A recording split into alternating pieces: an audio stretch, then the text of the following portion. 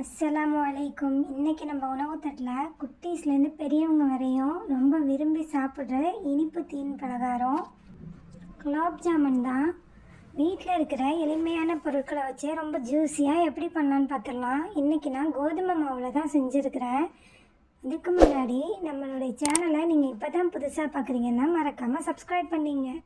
வாங்க இது எப்படி பண்ணலான்னு பார்த்துடலாம். இதுக்காக நான் ஒரு 1/2 லிட்ரு பாலை 1/4 லிட்டராக காயிற அளவுக்கு நல்லா வற்றி காய்ச்சி எடுத்து வச்சுக்கிறேன்.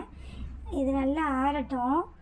இதுக்கப்புறம் ஒரு கடாயை அடுப்பில் வச்சு இதில் 2 டேபிள் ஸ்பூன் பட்டர் ஆட் பண்ணிக்கலாம். பட்டர் மெல்ட் ஆனதுக்கப்புறம் 1 கப்பு கோதுமை மாவு, அது 250 கிராம்ஸ் இருந்துச்சு, அதை போட்டு பொன்னிறம் வர்ற அளவுக்கு அடி பிடிச்சிடாமல் லோ ஃப்ளேமில் மீடியமாக வச்சு அழகாக வறுத்து எடுத்துங்க. இது ஆறுனதுக்கப்புறம் ஒரு மிக்சிங் பவுலில் ஒரு ஜல்லடை வச்சு ஜலிச்சு விட்டுக்கலாம். நம்ம பட்டர் போட்டு வறுத்ததுனால இது கொஞ்சம் கட்டிப்பட்டு தான் இருக்கும். இந்த மாதிரி ஒரு ஸ்பேட்சுலா வச்சு மென்மையாக சலிச்சு எடுத்துங்க. 1/4 ஸ்பூன் பேக்கிங் சோடாவும் ஒரு பிஞ்சு சால்ட்டும் ஆட் பண்ணிங்க. அந்த வீடியோ ஸ்கிப் ஆகிடுச்சு. நம்ம எடுத்து வச்சுருந்த பால் எனக்கு 1 கப்புக்கு வந்துச்சு. இவ்வளோ பாலை நம்மளுக்கு தேவைப்பட போகிறதில்ல.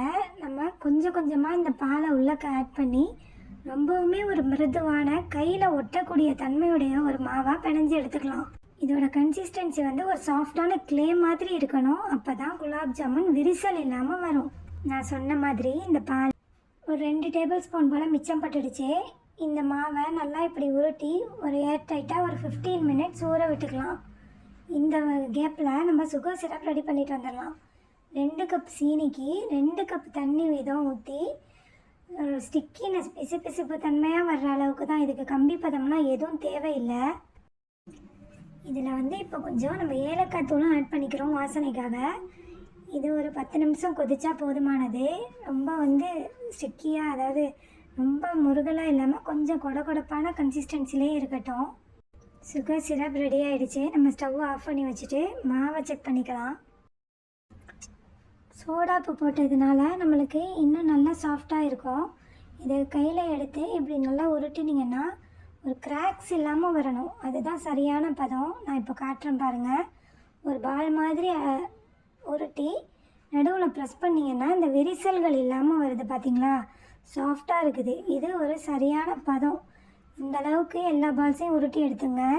உங்களுக்காக நான் இன்னொன்றையும் உருட்டி காட்டுறேன். இந்த மாதிரி விரிசல் இல்லாமல் இருக்கணும். அப்போ தான் நம்ம சுட்டி எடுக்க போகும்போதும் விரிசல் இல்லாமல் இருக்கும். நம்ம பாலும் பட்டரும் சேர்த்ததுனால இது நல்ல ஒரு மணமான குலாப் ஜாமுனாக இருக்கும். இந்த மாதிரி ஃபுல்லாக எல்லாத்தையும் உருட்டுனதுக்கப்புறம் ஒரு கடாயில் ஆயில் சேர்த்து பொரித்து எடுத்துக்கலாம். நம்ம குலாப் ஜாமுன் மூழ்கி பொரியிற அளவுக்கு ஆயில் ஆட் பண்ணுங்கள். ஹீட் மீடியமில் தான் இருக்கணும். ரொம்ப ஹை ஃப்ளேமில் வச்சிடக்கூடாது. வேகமான சூட்டில் நீங்கள் போட்டு எடுத்துட்டிங்கன்னா மேலே உள்ளது கருகிடும், உள்ளக்க மாவாக அப்படியே நின்று குலாப் ஜாமுன் ஊறாமல் போயிடும். இது இப்படி பொன்னிறமாக செவந்து வந்ததுக்கப்புறம் நல்லா ஒரு 10 நிமிஷத்துக்கு போல் பொரித்து நம்ம சுகர் சிரப்பில் ஆட் பண்ணிக்கலாம். சிரப் சூடாக தான் இருக்கணும். இந்த எல்லா பால்ஸையும் ஒரு 10 நிமிஷம் இந்த சுகர் சிரப்லையே ஒரு மீடியம் ஃப்ளேமில் வச்சு கொதிக்க விட்டு எடுத்து ஒரு 4 மணி நேரம் ரெஸ்ட்டு விட்டுடலாம். மிக்ஸெல்லாம் இல்லாத காலத்தில் இந்த மாதிரி கோதுமை மாவு மைதா மாவு வச்சு தான் ட்ரை பண்ணுவாங்க. கண்டிப்பாக ட்ரை பண்ணி பாருங்கள். நம்ம குலாப் ஜாமுன் எவ்வளோ சாஃப்டாக இருக்குன்னு பாருங்கள். இன்ஷா அல்லாஹ் அடுத்த வீடியோவில் சந்திக்கலாம்.